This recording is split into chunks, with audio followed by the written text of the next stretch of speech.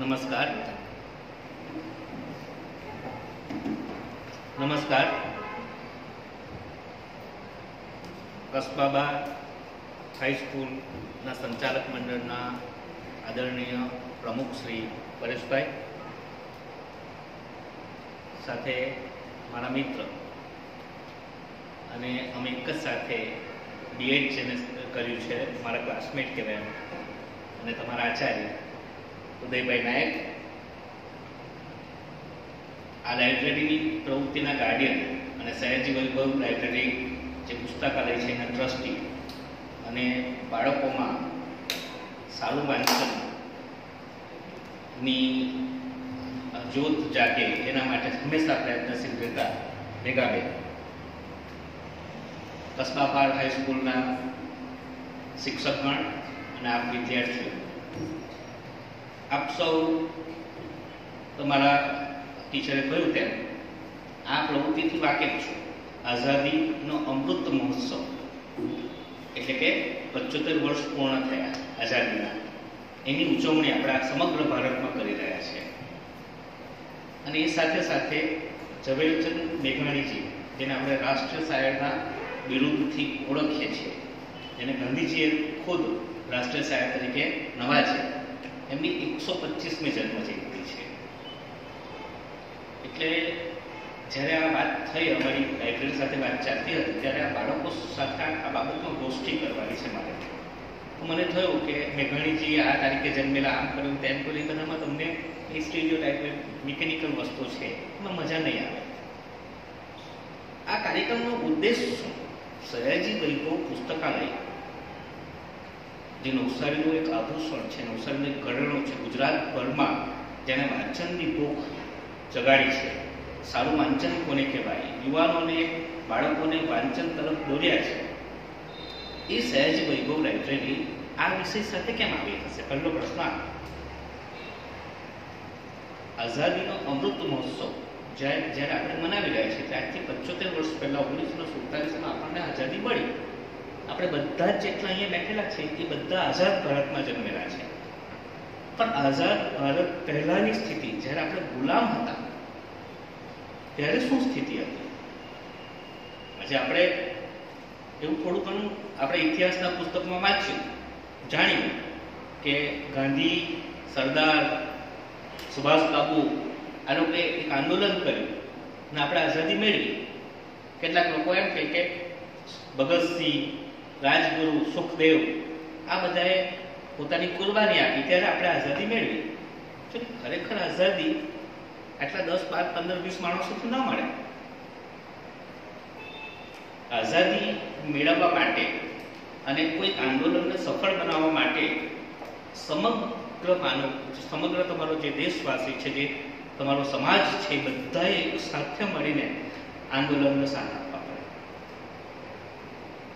એટલે આઝાદી પહેલા શું સ્થિતિ હતી, આપણે આઝાદીને કેમ જમતા હતા, આઝાદીનું શું મહત્વ છે અને આપણે ગુલામ કેમ બનેલા, આ બે વસ્તુ આજની પેઢીએ જાણવું ખૂબ જ જરૂરી છે. કે આજે અહીં બેઠેલી પેઢી કાલે ભારતની ધુરા સંભાળવાની છે. આજે અહીં બેઠેલી પેઢી ને આ શિક્ષકો એના વર્ગખંડના અંદર એવી રીતે તૈયાર કરી રહ્યા છે કે ભારત ભવિષ્યમાં વિશ્વ ગુરુ બને, ભારત ભવિષ્યમાં નંબર 1 કન્ટ્રી બને. તો એ ક્યારે શક્ય બને? જ્યારે આજની પેઢીને, જે આવતીકાલની ધુરા સંભાળવાની છે, તેને આ બધી બાબતો ખબર હોય. સયાજી વૈભવ પુસ્તકાલય જે છે એણે સતત એવા પ્રયત્ન કર્યા છે કે નવી પેઢીમાં બીજ રોપાય. આઝાદી પહેલા, એટલે તમને છે ને ભારતને હું 3 ભાગમાં વહેંચી દઉં તો બ્રિટિશ રૂલ પહેલાનું, એટલે કે અંગ્રેજો આવ્યા તે પહેલાનું ભારત, અંગ્રેજોના સમયનું ભારત અને અંગ્રેજો ગયા પછીનું. તો અંગ્રેજો આવ્યા ને તે પહેલાનું ભારત તો સમૃદ્ધ ભારત હતું. અને તમે એવું સોંગ પણ સાંભળ્યું કે જહાં દાલ દાલ पे सोने की चिड़िया करती है बसेरा, वो भारत देश है मेरा. તો એવો સમૃદ્ધ ભારત, દૂધ દહીંની નદીઓ વધે, દુનિયાને ભારતની જરૂર. અને એટલા માટે તમને ખબર છે કે કે રસ્તો પેલો બંધ થઈ ગયો એટલે દરિયાઈ માર્ગ શોધવાની જરૂર પડી ને એટલે વાસ્કો દ ગામા ભારત આવ્યા. એ બધી વાતો તમે જાણી છે. એટલે ભારત આવવાની જરૂર પડી એવો ભારત શક્તિશાળી દેશ, બધી જ રીતે શક્તિશાળી હતો. રાજકીય રીતે, આર્થિક રીતે, સામાજિક રીતે, સાંસ્કૃતિક રીતે. પણ એ ધરોહરને આપણે સંવર્ધિત નહીં કરી શકીએ, જતન નહીં કરી શકીએ. અને એટલે જુદી જુદી પ્રજાઓ આપણા પર આવીને આક્રમણ કરીને જીત્યા અને આપણા પર રાજ કર્યું અને છેલ્લે અંગ્રેજો આવ્યા. 1757 તમે એવું શીખ્યા હશો 8મા 9મા 10મામાં જે હશે ઇતિહાસના શીખવાય હશે કે 1757માં પ્લાસીનું યુદ્ધ થયું. પ્લાસી પ્લન્ડર જેને આપણે કહીએ, સિરાજ ઉદ દૌલા અને અંગ્રેજો. હવે સિરાજ ઉદ દૌલા પાસે 2 લાખથી વધારે સૈનિકો હતા અને અંગ્રેજો પાસે 2000 થી 3000 સૈનિકો હતા, ઓરિજિનલ બ્રિટિશર્સ. તમે વિચાર કરો ત્યારથી આવ્યા, આજે પણ એ દેશ ઇંગ્લેન્ડ એની એટલી વસ્તી નથી. આ 2 લાખનું સૈન્ય 2000, 3000, 5000 સૈન્ય સામે કેમ હારી ગયું? કેમ કે એના જ ભત્રીજાઓ મીર કાસિમ, મીર જાફર ફૂટી ગયેલા હતા. એટલે આપણામાં એકતા નહોતી, અંદર અંદર લડતા હતા. જાતિવાદ, કોમવાદ, અંગત સ્વાર્થ. અને ધીમે ધીમે ધીમે ધીમે પ્લાસી 1757 પછી ધીમે ધીમે ધીમે ધીમે આખા દેશમાં અંગ્રેજોનું રાજ ફેલાતું ગયું. એ બધું તમે શીખ્યા છે, હું ડિટેલમાં નથી વાત કરતો. હું તમને એક સ્થિતિ બતાવું છું. અને સમૃદ્ધ ભારતમાંથી ગરીબ ભારત બન્યો. આપણા દેશની જે સંપત્તિ છે તે બધી લૂંટાઈને ત્યાં બ્રિટન પહોંચી ગઈ. આપણી હાલત ખરાબ થઈ ગઈ. દુનિયાના સૌથી ગરીબ દેશમાં આપણે આપણું નામ બોલાવવા લાગ્યું. 1947માં જે દિવસ આપણે આઝાદ થયા તે દિવસે, અને આજે જ્યારે હું બોલી રહ્યો છું ત્યારે આઝાદીના 75 વર્ષ પછી પણ યુનાઇટેડ નેશન્સ ઓર્ગેનાઇઝેશન, જેને આપણે કહીએ યુનો, તમને ભણવામાં આવે છે, એમાં 192 દેશો રજિસ્ટર્ડ થયેલા છે. એમાં આપણો 139મો નંબર છે આજે પણ, 139th. દુનિયામાં સૌથી વધારે ગરીબ માણસો નંબર્સ ભારતમાં વસે છે. દુનિયામાં સૌથી વધારે અનએમ્પ્લોયડ પીપલ ભારતમાં વસે છે આજે પણ. અત્યારની વાત કરું એટલે આનું કારણ શું? તો તે આપણી 190 વર્ષની ગુલામી 1757થી શરૂ થયેલી તે 1947 સુધી ચાલી. એમાં ખેડૂતો શોષિત થયા, એમાં કારીગરો શોષિત થયા, એમાં દરિયાઈ સફર કરનારા જે સાગર ખેડૂતો છે, માછીમારો છે, તેઓ શોષિત થયા. આપણા ઉદ્યોગ ધંધા પડી ભાગ્યા. આપણા જે કોટેજ ઇન્ડસ્ટ્રી છે, કુટીર ઉદ્યોગ હતા, ઘરના આપણા જે આર્ટિસન્સ હતા, કારીગરો હતા, એ બધાનો શોષિત કરવામાં આવ્યા. અને ભારતના ભોગે ઇંગ્લેન્ડ સમૃદ્ધ થાય એવી નીતિ અપનાવી. એવા સમય 100 વર્ષ સુધી, 1757થી માંડીને 1857 સુધી તો મોટે ભાગે કોઈ મોટો અવાજ બ્રિટિશર્સના સામે ઉઠ્યો જ નહીં. 1857માં તમે વિપ્લવ અથવા તો પહેલો સ્વાતંત્ર્ય સંગ્રામ જાણો છો. ઝાંસીની રાણી, નાના સાહેબ, બહાદુર શાહ ઝફર, પેશવાઓ, આ બધાએ 1857માં વિપ્લવની, એટલે કે 1857માં અંગ્રેજો સામે પહેલો સ્વાતંત્ર્ય સંગ્રામનો વિચાર કર્યો. અને એવું નક્કી કર્યું કે એક દિવસે મેના 31મી મેની તારીખ નક્કી કરેલી કે આ દિવસે આપણે એક સાથે આખા ભારતમાં બ્રિટિશર પર હુમલો કરીશું તો બ્રિટિશર્સને સમય નહીં રહેશે, એટલે અંગ્રેજોને સમય નહીં રહેશે ને આપણે યુદ્ધ જીતી જશે. પણ તેમાં પણ આપણે એકતા નહીં જાળવી શકીએ. અને સમય કરતા પહેલા કેટલીક જગ્યાએ હુમલો થઈ ગયો અને પછી ધીમે ધીમે અંગ્રેજોએ હુમલો દાબી દીધો. કેમ કે આપણી પાસે જે આપણી જે ખામી છે, આપણા ભારતીયોની જે લાક્ષણિકતા છે, આપણે જાતિવાદ, કોમવાદ, સ્વાર્થ, અંદર કુસંગ અને એકતા નથી જાળવી શકતા. અને તેનો લાભ તે સમયે 1857માં પણ અંગ્રેજોએ લીધો. 1857 પછી 1916 1947નો જે ગાળો છે એટલે આ 90 વર્ષનો કાલખંડ છે. આ 90 વર્ષના કાલખંડમાં કેટલાક એવા લોકો આવ્યા જેમણે અંગ્રેજી શિક્ષણ લીધું. જેઓ કોલેજમાં ગયા, સ્કૂલમાં ગયા. તમે ગાંધી જુઓ તો એ બેરિસ્ટર બન્યા, સરદાર પટેલ જુઓ તો એ પણ બેરિસ્ટર બન્યા, સુભાષ બાબુ, ડૉક્ટર આંબેડકર જુઓ તો એ લોકો ICS IAS થયા. બ્રિટિશ એજ્યુકેશનથી શીખ્યા, ત્યાં બ્રિટેન પણ ગયા. અને ચારે તરફથી આંદોલનો શરૂ થયા. આપણે એવું માનીએ છીએ કે આંદોલનો ખાલી ગાંધીએ કર્યું કે ખાલી સરદારે કર્યું એવું નથી. આઝાદી ગાંધી, સરદાર કે સુભાષ બાબુરામ, તમે જુઓ કઈ રીતે પ્રવૃત્તિઓ ચાલતી હતી. જો ગાંધી, સરદાર, જવાહરલાલ નહેરુ, આ બધાની અહિંસક ચળવળ ચાલતી હતી એક તરફ. બીજી તરફ ભગતસિંહ, રાજગુરુ, સુખદેવ, આ બધાની હિંસક ચળવળ ચાલતી હતી, જેને જહાલવાદી આપણે કહીએ.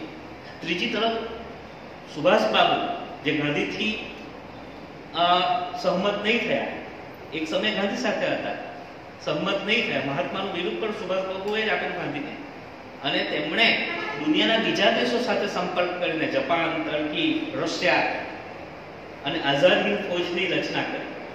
તમને ખબર છે કે પૂર્વ દિશામાંથી એ પહેલા એન્ટર થયેલા અને હુમલો કરેલો ને પૂર્વ દિશાના અમુક ભાગો જીતીને ભારતનો ઝંડો પહેલા ફરકાવી દીધેલો 1947 પહેલા સુભાષ બાબુ. ત્રીજી તરફ તમે જાણો છો, આપણે સરદાર પટેલનું ખેડા સત્યાગ્રહ અને બારડોલી સત્યાગ્રહ જાણીએ છીએ. તો આ ખેડૂતોનો ચારે તરફથી સહકાર મળ્યો, ખેડૂતો જાગ્યા. તમે આટલા વર્ષથી, મેઘાબેન તમે પણ આટલા વર્ષથી તમે એવું વિચાર કે આપણે બધાના નામ સાંભળ્યા કરીએ કે સરદાર પટેલ ને, ગાંધી ને, ભગતસિંહના બહેનોના નામ સાંભળ્યા. સ્ત્રીઓએ ભાગ લીધેલો કે નહીં? એ લોકોનું પ્રદાન છે કે નહીં? તો છે. રાણી લક્ષ્મીબાઈ તો 1857માં તમે જાણો છો, સુભાષ બાબુ સાથે કેપ્ટન લક્ષ્મી, આપણે નવસારીની મેડમ ભીખાઈજી કામા, બરાબર, અરુણા અસફ અલી, એવી તો ઘણી બધી વીરાંગનાઓ જેને સર્વસ્વ હોમી દીધું પોતાનું. એટલે સમજો કોઈ 1, 2, 4, 5, 15 માણસથી નહીં થાય આંદોલન.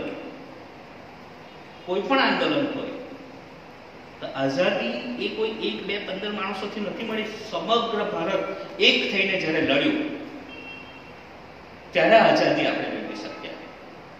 અને એ આઝાદી ખૂબ જ મહામૂલ્ય છે. એના અંદર ખેડૂતો હતા, એના અંદર સ્ત્રીઓ હતી, એના અંદર કારીગરો હતા, એના અંદર વકીલો હતા, એના અંદર ડોક્ટરો હતા, એના અંદર પત્રકારો હતા, એના અંદર સાહિત્યકારો હતા. તમે રવિન્દ્રનાથ ટેગોરને તો ઓળખો છો ને? ઓળખો કે નહીં? હા, જનગણ મન આપણું જે રાષ્ટ્રીય ગીત છે તેમણે રચના કરી, બરાબર, તેમનું પ્રદાન છે. તમે વંદે માતરમ કોણે રચના કરેલી ખબર છે? Bankimchandra, very good, Bankimchandra Chattopadhyay. તો બંકિમચંદ્ર ચટ્ટોપાધ્યાયનું જે વંદે માતરમ ગીત છે એને તો નવો જુસ્સો આપેલો. આઝાદીના ચળવળમાં યુવાનો જુસ્સાથી, જોમથી કૂદી પડ્યા યોહમ કરીને. આનું કારણ છે વંદે માતરમ. વંદે માતરમ તમે ત્યાં તે સમયે ગાતા ને, તમે ફિલ્મોમાં પણ જોયું હશે, ભારતનો ઝંડો લઈને વંદે માતરમ ગાય ને તો પેલા અંગ્રેજના સૈનિકો આખુર વ્યાકુળ થઈ જતા, દંડાથી ફટકારતા, જેલ થતી. વંદે માતરમનો એટલો પ્રભાવ હતો. તેવો જ એક ગુજરાતનો સાહિત્યકાર, સૌરાષ્ટ્રની ભૂમિ ની ધૂળને ખણખોદીને લોકગીત, લોકવાર્તા, લોક સંસ્કૃતિને ઉજાગર કરનાર ઝવેરચંદ મેઘાણી, જેને આજે આપણે વાત કરવાના છે.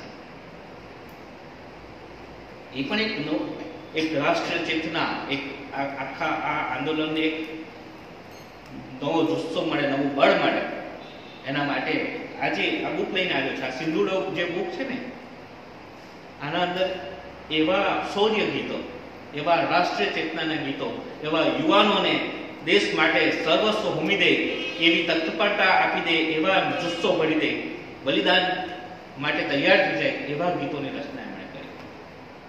એક કવિ તરીકે તો બહુ શ્રેષ્ઠ હતા. શાયર એટલે રાષ્ટ્રીય શાયર એટલા માટે જ કહેવાય. પણ સાથે સાથે એમણે બીજું સાહિત્ય પણ, નવલકથા, નવલિકા, ટૂંકી વાર્તાઓ, હાલરડું, એમણે કહ્યું શિવાજીનું હાલરડું બેને કહ્યું ત્યારથી માંડીને મળસ્યા, એટલે બાળક જન્મે અને માણસ મૃત્યુ પામે ને, મૃત્યુ પામે ત્યારે મળસ્યા કહેવાય. રૂડાલી એવું આવે, તમને નાના બાળકો નહીં સમજાય. મળસ્યા ત્યાં સુધીની રચના કરીને ઉત્તમ કક્ષાના મળસ્યા. એ ઝવેરચંદ મેઘાણી જેવા સાહિત્યકારોએ પણ એક નવો જુસ્સો પૂરો પાડ્યો. તમને એટલું ખબર છે કે આ આખા આઝાદીની ચળવળમાં ઝવેરચંદ મેઘાણીની વાત કરું તમને થોડો વાર. આપણા નવસારી ને નવસારીના આસપાસના ગામનું કંઈ પ્રદાન કરો આપણા બધાનું, તમે જાણો છો કે નહીં? નવસારીનું પણ એક અનેરો પ્રદાન છે. હું આ બધી વાતો જ આ લોકોને જણાવવાનું છે કે આખો દેશ એક થયો, તેમાં નવસારી કંઈ બહાર નહીં હતું. તમે જે આ રસ્તો જોઈ રહ્યા છે ને, એ તો આ આઝાદીનું પ્રવેશ દ્વારનો રસ્તો છે. એ સાબરમતીથી ગાંધી નીકળેલા અમદાવાદ સાબરમતીથી અને દાંડી પહોંચેલા, આ જ રસ્તે પહોંચેલા. તે મરોલીથી ચોખડ એન્ટર થયા ને ત્યાંથી પછી ધામણ ને ધામણથી સરાઈ ને સરાઈથી પડઘા ને પડઘાથી કસ્બા. ભાઈ આ તમારી ભૂમિ પર તો ગાંધીના પગલા અહીંયા, અને અહીંયાથી જ ગાંધી ગયેલા દાંડીને તો આઝાદીનું પ્રવેશ દ્વાર કહેવાય. અહીંયા ગાંધીના વાઇબ્રેશન છે. અને સાથે આઝાદ એટલે સ્વરાજ. જે સ્વરાજ શબ્દ છે ને પહેલી વાર આપેલો કોણે ખબર? તમે લોકમાન્ય તિલક જાણતા હશો, પણ લોકમાન્ય તિલકે નહીં. લોકમાન્ય તિલકે પહેલા પણ લોકમાન્ય તિલકે એ વાક્યને આગળ વધાર્યું કે સ્વરાજ મારો જન્મસિદ્ધ અધિકાર છે અને હું લઈને જ જંપીશ. પણ સ્વરાજ શબ્દની પહેલી ઘોષણા નવસારીના માણસે કરે, દાદાભાઈ નવરોજી, જેને આપણે હિન્દના દાદા કહીએ. એ નવસારીમાં જન્મેલા. કાતરકવાડ પર એમનું ઘર છે. જો નવસારીમાં જવાનું થાય તો જોજો. અને લક્ષ્મણ હોલ જોયું છે, લક્ષ્મણ ટાવર જોયું છે, ત્યાં એક દાદા બેઠેલા છે દાઢીવાળા, તે દાદા તે દાદાભાઈ નવરોજી. એને જેમ ગાંધી રાષ્ટ્રના પિતા છે તેમ દાદાભાઈ નવરોજી રાષ્ટ્રના દાદા, હિન્દના દાદા કહેવાય. પહેલો ભારતીય અથવા પહેલો એશિયન અથવા પહેલો કાળો માણસ જે બ્રિટિશ પાર્લામેન્ટમાં જીતે અને ત્યાં જઈને ભારતની આઝાદી માટે વાત કરે. એ માણસ આપણી ભૂમિનો, આપણા આસપાસનો. એના સાથે સાથે તમારા બ્રાહ્મણમાં ગોરધનભાઈ ભક્ત, એ લોકો શું કરતા ખબર? ભૂગર્ભ પત્રિકાઓ બહાર પાડતા કે આજે આપણે બ્રિટિશના આ કાયદાનો વિરોધ કરવાનો છે. પત્રિકા બધું લખાય એની છે અને એને ઘરે ઘરે વહેંચી આવે રાત્રે અંધારામાં, બ્રિટિશર્સને નહીં ખબર પડે તેમ. અને પછી બધા ભેગા થઈને વંદે માતરમ ગીત ગાતા ગાતા જાય અને બ્રિટિશરનો વિરોધ કરે. એટલે ઘરે ઘરેથી જ્યારે આંદોલન જન્મે, બધા સહભાગી બને, ત્યારે આંદોલન સફળ થાય. આજે આ સયાજી વૈભવ લાઇબ્રેરી આ આંદોલન કેમ કરી રહી છે એ પણ તમને સમજાવું. આપણે ફરીથી એક નવી આઝાદી માટે લડવાનું છે. કઈ આઝાદી? આપણા આદરણીય વડાપ્રધાન નરેન્દ્ર મોદી અત્યારે કઈ પ્રવૃત્તિને બહુ જોરશોરથી આગળ વધારી રહ્યા છે, આંદોલિત કરી રહ્યા છે? તો સ્વચ્છતા અભિયાન. દુનિયાના દેશોમાં તમે ફરવા જાઓ અને આપણા દેશમાં ફરો તો તમે ગંદકી જોવો છો. આપણે ગંદકીથી આઝાદી મેળવવાની છે, આપણે ગરીબીથી આઝાદી મેળવવાની છે, આપણે બેકારીથી આઝાદી મેળવવાની છે, આપણે ભ્રષ્ટાચારથી આઝાદી મેળવવાની છે. અને એ બધું ક્યારે શક્ય બનશે? જ્યારે આ પ્રકારના મહાન લોકોએ જ્યારે આઝાદી માટે પોતાનું જીવન હોમી દીધું, પોતાનું સર્વસ્વ હોમી દીધું, એમનું ત્યાગ, એમનું તર્પણ, એમનું સમર્પણ જો તમને સમજાશે, એની વાતો તમે જાણશો કે આ દેશ માટે લોકોએ, આપણે જે ખુલ્લો શ્વાસ લઈ રહ્યા છે, આપણે જે અત્યારે આઝાદી અનુભવી રહ્યા છે, એ આઝાદી માટે લોકોએ કેટલું બલિદાન આપ્યું છે, એ જાણશો ત્યારે આ વસ્તુ સમજાશે. અને એ ઉદ્દેશ લઈને આ સયાજી વૈભવ લાઇબ્રેરી એટલે પુસ્તકાલય કે તમારી કસ્બા પાડની સ્કૂલ એમાં જોડાય છે, એટલે અભિનંદન છે. એ સ્કૂલને પણ સયાજી વૈભવ લાઇબ્રેરીને બી અભિનંદન છે. કેમ કે આજથી નહીં, વાંચે ગુજરાતનો જે કાર્યક્રમ હતો, એટલે વાંચે નવસારીથી શરૂ થયેલું, નવસારી આખા ગુજરાતને રાજી થયું. તે સમયે નરેન્દ્ર મોદીજી ગુજરાતના મુખ્યમંત્રી હતા અને એને આખા ગુજરાતના ફલક પર વિસ્તાર્યો. અને આજે વડાપ્રધાન છે એટલે પૂરા દેશમાં વાંચે ભારતનો કાર્યક્રમ પણ આવી ગયો.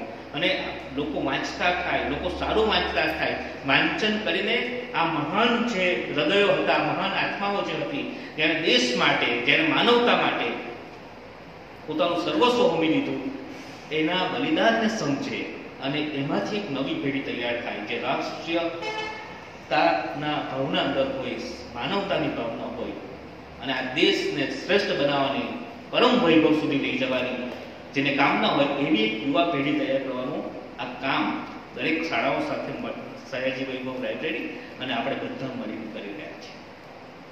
ઝવેરચંદ મેઘાણીએ તે સમયે આવું કામ કર્યું. હું ઝવેરચંદ મેઘાણી ક્યારે જન્મેલા, એમણે શું કરેલું, એ બધું હું તમને કહેવાનું નથી, પણ એમની થોડી કેટલીક વાતો કરવાનો છું.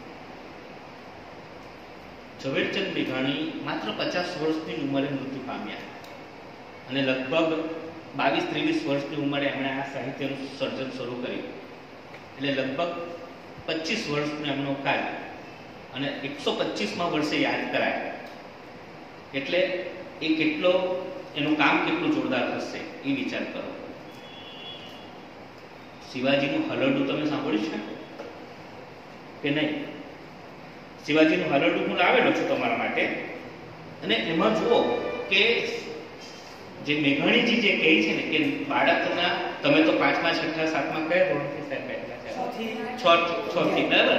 પણ બાળકનું સિંચન, એના સંસ્કારનું સિંચન, એને દેશ પ્રત્યેની એની પ્રેમ એના ઘોડિયામાંથી જ, પારણામાંથી જ નખાવા જોઈએ. એટલે બહુ તમે વિચાર કરો કે શબ્દ શું છે. જો તમે મેં લાવ્યો છે, તમે પેટમાં પોડીને સાંભળેલી બાળે રામ લક્ષ્મણની વાત.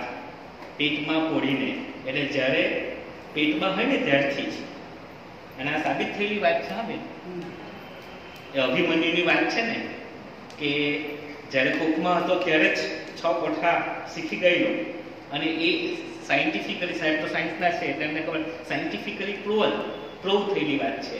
તો પેટમાં પોડી સાંભળેલી બાળે રામ લક્ષ્મણની વાત, માતાજીને મુખે જે દીથી, ઉડી એની ઊંઘ તે દીથી.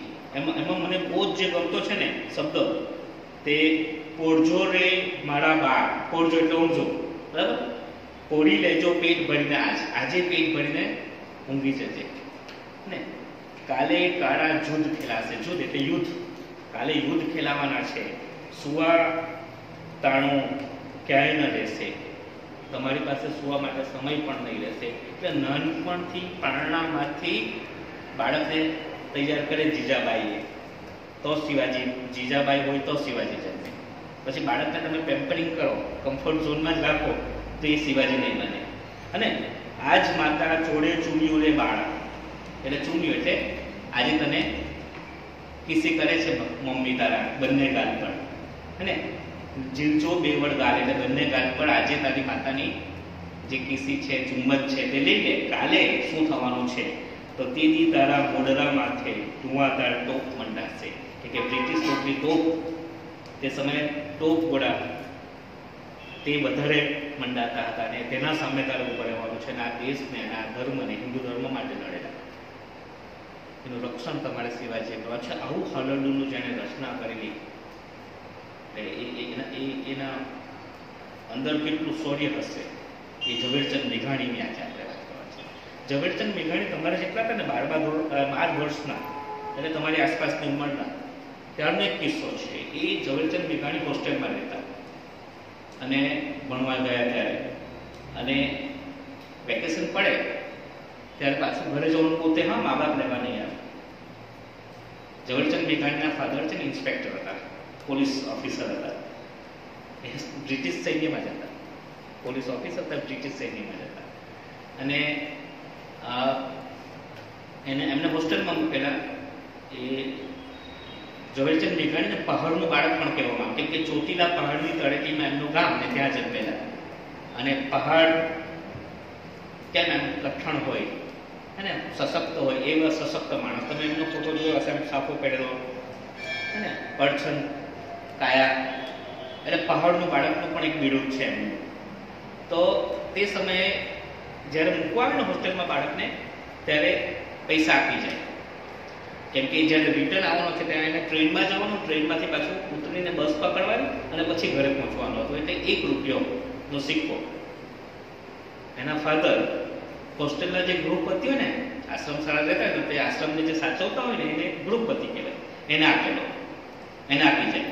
એટલે રિટર્ન આવે ત્યારે ગૃહપતિ ₹1નો સિક્કો કોને આપ્યો? પેલા બાળક મેઘાણીને. હવે એમણે ત્યાંથી રેલવે સ્ટેશન પર જવાનું. રેલવે સ્ટેશન પર 50 પૈસાની ટિકિટ હતી તે સમયે, એમના ગામ વઢવાણ પહોંચવાની. અને ત્યાંથી ઉતરીને 25 પૈસા જેવા બીજા એમને વાહન વ્યવહાર, એટલે કે તે સમયે બળદગાડું, એમાં જવાનું હોય. હવે જ્યારે પેલા ગૃહપતિએ પૈસા આપ્યા, 1 રૂપિયાનો સિક્કો આપ્યો, લઈને ચાલતા ચાલતા સામાન લઈને રેલવે સ્ટેશન પર પહોંચે છે અને ટિકિટ બારી પર એ સિક્કો આપે છે. એટલે પેલો ટિકિટ આપનાર ટિકિટ ક્લર્ક છે ને એમ સિક્કો જોઈને પાછો ફેંકી દે છે. એમ કહે છે કે આ તો ખોટો સિક્કો છે, આ સિક્કો ચાલે નહીં. એટલે બાળ મેઘાણી તો નાના 12 વર્ષના, નાની ઉંમરના, ગૂંચવાયા, નર્વસ થઈ ગયા અને આંખમાંથી આંસુ આવી ગયા.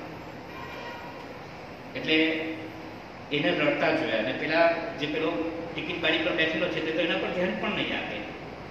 ટિકિટ ક્લર્ક જે હતો તે નિષ્ઠુર એકદમ. એને રડતા જોઈને એક ઉદયભાઈ જેવા ભણેલા ગણેલા માણસ ત્યાંથી જતા હતા અને એને જોયું કે આ બાળક કોણ રડે છે અને પૂછે છે કે ભાઈ મને આ સિક્કો આપ્યો અને ખોટો નહીં કર્યો.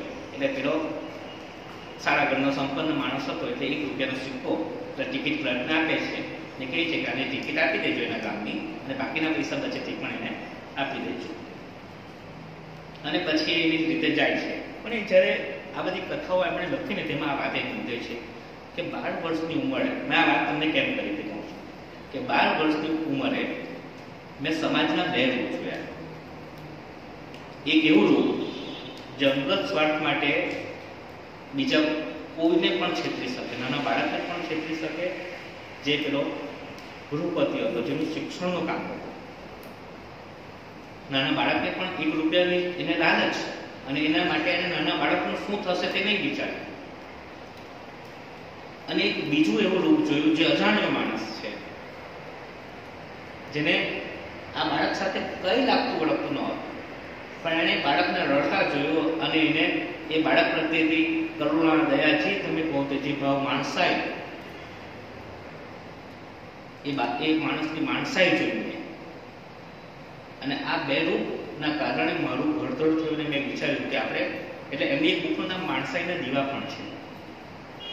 એ માણસાઈના દીવા એ પંડિત રવિશંકરના જીવન પર લખાયેલી બુક છે. રવિશંકર મહારાજ હતા ને, માણસાઈના દીવા એમના જીવન પર લખાયેલી બુક છે ને એના માટે એમને રણજીતરામ સુવર્ણચંદ્રક કે મહિડા એવોર્ડ એવું કોઈ એવોર્ડ પણ મળે. એટલે આ મેઘાણીજીએ જીવનને સાચા અર્થમાં જાણ્યું. સૌરાષ્ટ્ર, એની સંસ્કૃતિ, એની રહેણી કરણી, એની ભોજન વ્યવસ્થા, એના લોકગીત, એની લોકવાર્તા, આ બધી વાત આપણા સુધી પહોંચી જ નહીં હોતા છે. એમણે ડુંગરે ડુંગરે, ઘરે ઘરે, ઝૂંપડે ઝૂંપડે લોકોને મળીને આ બધી વાતો મેળવી. એને ત્યાંની તળપદી ભાષામાં જ સાચવી, જેમ ગ્રીસ, રોમ કે બ્રિટનની સંસ્કૃતિ એ લોકો સાચવી. તમે શેક્સપિયરને જાણો છો, એક બ્રિટનના બહુ મોટા સાહિત્યકાર થઈ ગયા. એ લોકો એટલી બધી, આપણા કાલિદાસ કે ઝવેરચંદ મેઘાણીથી કઈ ઉપરની કક્ષાના ન હતા શેક્સપિયર, પણ શેક્સપિયર જે ઝાડ નીચે બેસીને લખતા, તે ઝાડની દાઢી તૂટી જાય ને તો પેલો રોડ નાખીને એને સંવર્ધન કરે, જતન કરે. જ્યારે આપણે આ કામ નહીં કરીએ, પણ ઝવેરચંદ મેઘાણી પાસે દીર્ઘ દ્રષ્ટિ હતી કે મારા કાલનો ઇતિહાસ, મારી કાલની સંસ્કૃતિ આવનારી પેઢી સુધી પહોંચવું જોઈએ. અને એટલે જ અમને આ સૌરાષ્ટ્રની ગલી ગલીએ જઈને, ખૂણે ખૂણે જઈને, ડુંગરે ડુંગરે જઈને, ઝૂંપડે ઝૂંપડે જઈને આ બધી લોક સંસ્કૃતિ એટલે ધૂળમાંથી મૂર્તિ મેળવ્યા અને આપણા સુધી પહોંચાડ્યા.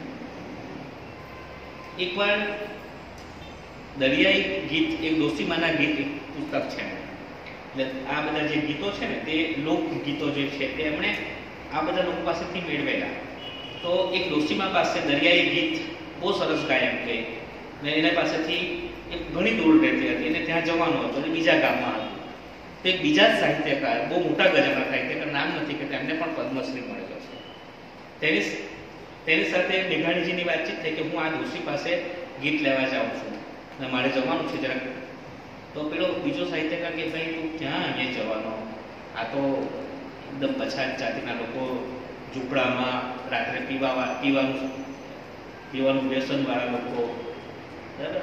એટલે તે સમયે આ બધું અંતરચેબલીટી પણ ચાલતી હતી, અસ્પૃશ્યતા જેને કહીએ. ત્યાં ક્યાં જવાનું હતું એમ કહી. તો પેલો કે ગમે તે હોય પણ ગીત તો સારા ગાય છે ને. અભણ લોકો છે તેના પાસે શું જોવાનું, પેલો બીજો સાહિત્યકાર હતી, પણ ગીત તો એના પાસે છે ને સચવાયેલા. અને આવા ગીતો છે ને આજે પણ તમે જોજો ભાઈ, આપણા સાઉથ ગુજરાતમાં જે તળપદી આદિજાતિ લોકોના જે ગીતો છે, લગ્ન ગીતો, એ લોકો જ જાણશે. 8-10-15 ડોસાઓ બચેલા છે. જો આ ડોસાઓ નહીં રહે તો આ ગીત પણ ગયા. એનું પણ સંવર્ધન થવું જોઈએ. કોઈ સાહિત્યકાર આ તરફ પર ધ્યાન આપવું જોઈએ. તો આ ગીતો મેળવવા માટે એ ડોશીમા પાસે પહોંચ્યા. ડોશીમા તો એક પછી ગીત ગાય અને મેઘાણીજી લખતા જાય. અને પછી એક ગીતમાં દારૂ શબ્દ આવે છે, કેમ કે ત્યાં દારૂ બહુ પીવાતો હતો. તો મેઘાણીજી એમ કે તમે આ દાદીમાને અટકાવીને કહી છે કે આ દારૂવાળું તમારું વ્યસન કેમ ઓછું નથી કરતા? તો ડોશીમા કે આગળ સાંભળે કે પછી વાત કરીએ. અને આમ ડોશીમા એક ગીત લટકાડે છે ને આગળ જાય ને આંખમાંથી આંસુ વહેવા માંડે ડોશીમાના, રડવા માંડે. તો મેઘાણીજી એમ પૂછે કે રડતા કેમ છો, શું થયું? કેમ કે એમાં એક યુવાનની વાત આવે છે અને યુવાનનું મૃત્યુ થઈ ગયું તેવી વાત આવે છે ગીતમાં. કેમ કે મને મારો દીકરો યાદ આવી ગયો, મારો પણ યુવાન દીકરો મૃત્યુ પામ્યો છે. તો મેઘાણીજી પૂછે કેવી રીતે? કે ગામના જે શેઠ છે તેનું જહાજ લઈને, એટલે સ્ટીમર લઈને, તે સમયે છે ને સ્ટીમર લઈને વેપાર કરવા જતા.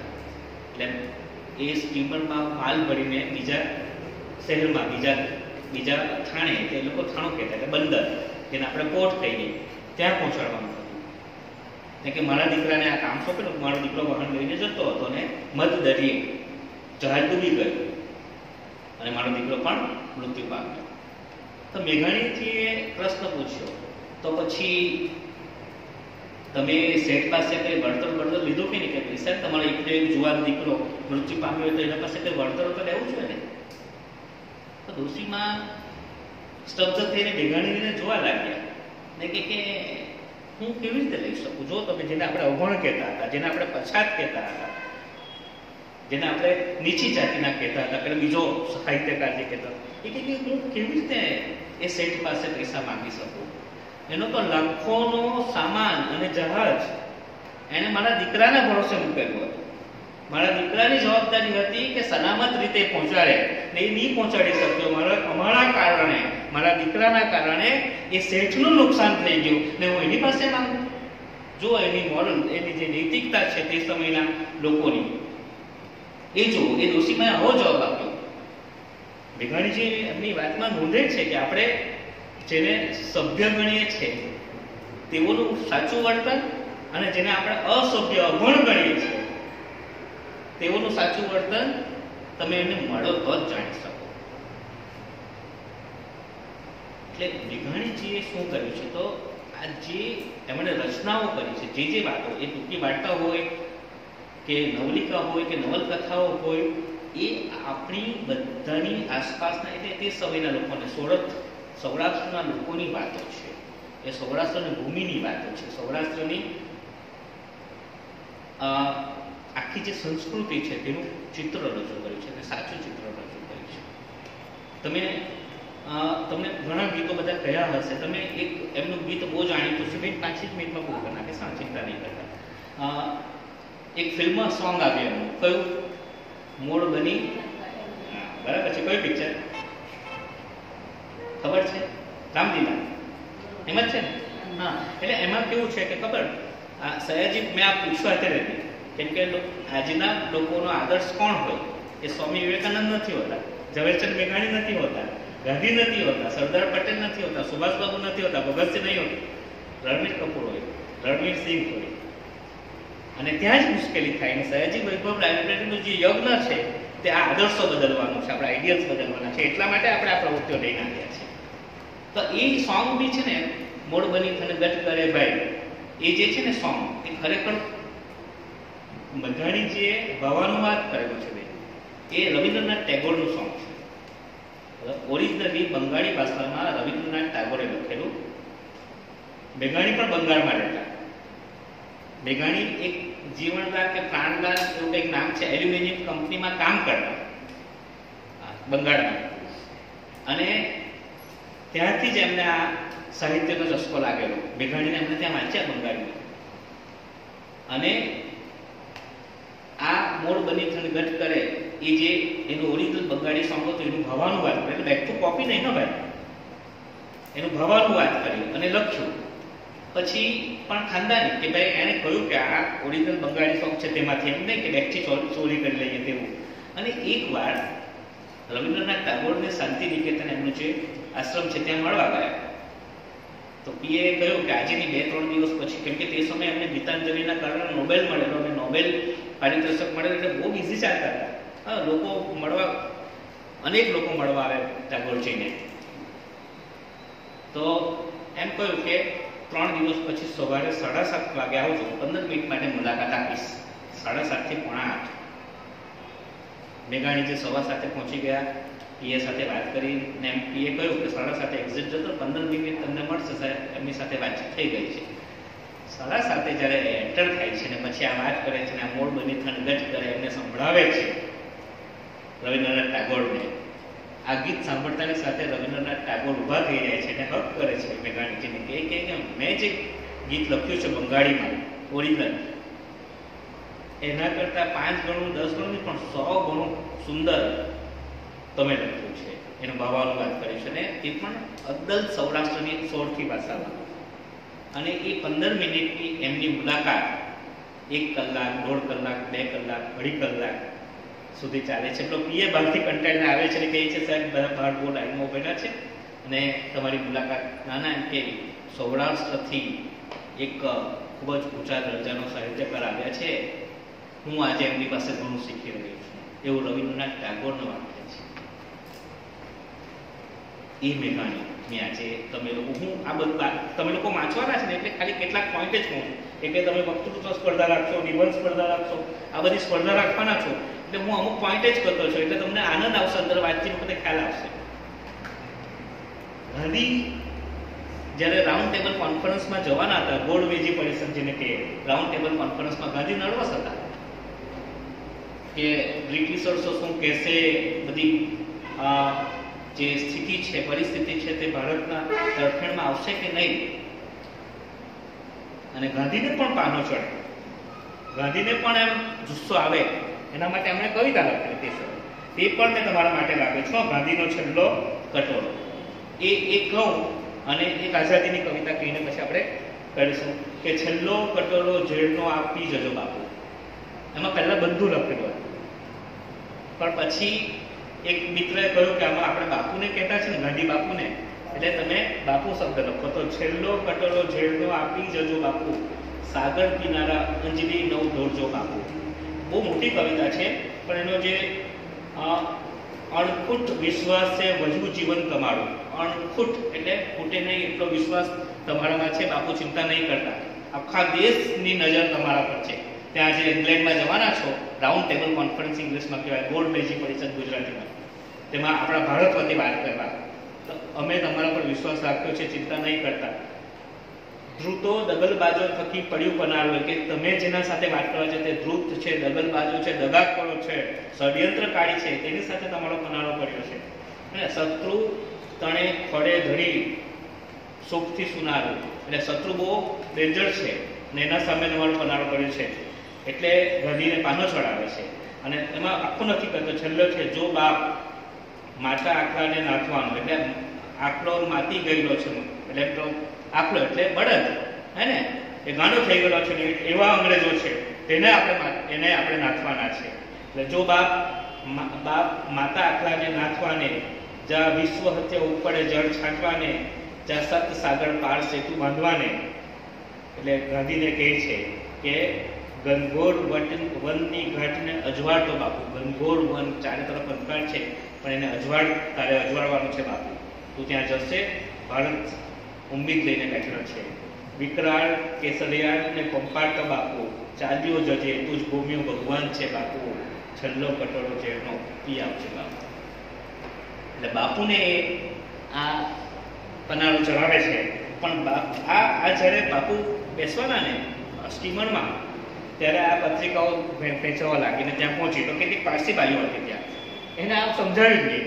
એને એવું લાગ્યું કે ગાંધી માટે કટાક્ષમાં લખાયું છે, એટલે ત્યાં અટકાવ્યું વેચવા માટે. પછી કોઈક તે સમજાવ્યું અને પછી ગાંધીના હાથમાં પહોંચ્યું આ કવિતા. અને ગાંધીએ વાંચીને જ કહ્યું અને મેઘાણીજીને પત્ર લખેલો અને એમાં લખેલું કે મને એવું લાગે કે છેલ્લા 15 દિવસથી મને જે મનોમંથન ચાલતું હતું, મને જે અંદરથી પીડા થતી હતી, મને અંદર જે વિચાર આવતા હતા કે તમને કેવી રીતે ખબર પડી, તમે જે લખ્યું છે તેવી જ સ્થિતિ મારી હતી સાહેબ, ખરેખર સાચે છે. અને મને એવું લાગે છે કે કશે તમે અંધાર પીછાડો ઓળીને મને ઓબ્ઝર્વ કરતા હતા, મારું નિરીક્ષણ કરતા હતા કે કેમ. અને ગાંધીએ એમને આભાર માન્યો અને યુગ વંદના નામની એમની રચના પછી ગાંધીએ યુગ વંદના એમને રાષ્ટ્રીય સાહેબને બિરુદ આપ્યું. બરાબર. અને જે યુવાનો માટે એમણે જે એક સિંધુડામાં એમની આ કુરબાનીની કથાઓ એમની જીવનની પહેલી પુસ્તક મનાય છે. હા. અને કાલચક્ર અંતિમ પુસ્તક મનાય છે. કાલચક્ર આ પહેલી છે. આ વાંચો, બહુ મજા આવશે તમને. એવી બધી જોરદાર વાર્તાઓ છે. વાર્તાઓ પણ મેં કહેવાનો હતો પણ મારો સમય હવે લગભગ 3 મિનિટ બાકી છે. મેં સમય જોતો જ જાઉં છું. સમયથી 1 મિનિટ પણ વધારે નહીં બોલીશ, ચિંતા નહીં કરો. આ ભારત માતાને કહે છે. હા, બીક કોની બીક કોની બીક કોની માતને, બીક કોની બીક કોની બીક કોની માતને, 30 કોટી બાળકોની ઓ કરાની માતાને. તે સમયે 30 કોટી એટલે 30 કરોડ બાળકો હતા ભારત માતાને. આજે કેટલા છે આપણે? 130 કરોડ. તો પણ આપણો ભારત, આપણે જે વિચાર્યું, આપણો સ્વપ્નનું ભારત નહીં બન્યું. આ છેલ્લે એટલા માટે બોલતો છું. હજી પણ આપણે કેટલીક બાબતે આઝાદ નહીં થયા. હજી પણ આપણી સરહદો સળગે છે. આ તરફ પાકિસ્તાન, આ તરફ ચાઇના, હે ને? તમે પેપરમાં વાંચતા જશો, ચારે તરફ કઈ કોમવાદ, જ્ઞાતિવાદ, આ તે, અને આપણા સામાજિક આર્થિક બધા પ્રશ્નો તો ખરા છે. તો 130 કરોડ 140 કરોડની માતા આજે પણ દુઃખી છે. એ દુઃખને મિટાવવા માટે આવા કાર્યક્રમો રખાયા છે. સયાજી વૈભવ લાઇબ્રેરી એ યજ્ઞ માટે છે. તો બીક કોની બીક કોની બીક કોની માતને, 30 કોટી બાળકોની ઓ કરાની માતને, બીક કોની બંદૂકોની, બીક કોની સૈનિકોની, બીક ચોર ડાકુઓની, નયન ફાળ મારકાળ જરીકવાર જાગને, ખાને ગયેલી બાનભૂલી બીક કોની માતાને. હે, શું કહે છે આપણે બધાને? નયન ફાળ, આંખ ખોલ. આપણે બધાએ આંખ ખોલવાની છે આ કાર્યક્રમ પછી. નયન ફાળ, આંખ ખોલ, માત્રાળ, ગર્જના કર. તમે બધા સિંહના બચ્ચાઓ છે. મેઘાણી બધા આપણને સિંહની ગર્જના શીખવી ગયા. સોરઠના સિંહ, સોરઠનો સાવજ, અને સાવજની ગર્જના કરવાની છે. અને આ દેશને વિશ્વનો નંબર 1 દેશ બનાવવાનો છે. 139મો આપણો, આપણી સંસ્કૃતિ નથી. 139મા નંબર પર અટકે આપણી સંસ્કૃતિ નથી. તે માત્રાળ, જરીક વાર જાગને, જાગવાની જરૂર છે. ને એ જગાવવા માટે આવા કાર્યક્રમો આપણે રાખીએ છીએ. અને સયાજી વૈભવ લાઇબ્રેરીના આ યજ્ઞમાં આપ સૌ જોડાયા અને ભવિષ્યના ભારતના નિર્માણ માટે તમારી સ્કૂલે પણ જે સપોર્ટ કર્યો, સહકાર આપ્યો અને મને સયાજી વૈભવ લાઇબ્રેરીએ તક આપી, એ બદલ સૌનો આભાર માનું છું. આશા રાખું કે જ્યારે તમારા હાથમાં દોરા આવશે ત્યારે મારું ભારત, આપણું ભારત શ્રેષ્ઠ ભારત હશે. પરમ વૈભવ કરતો છું. ખૂબ આભાર. Thank you very much.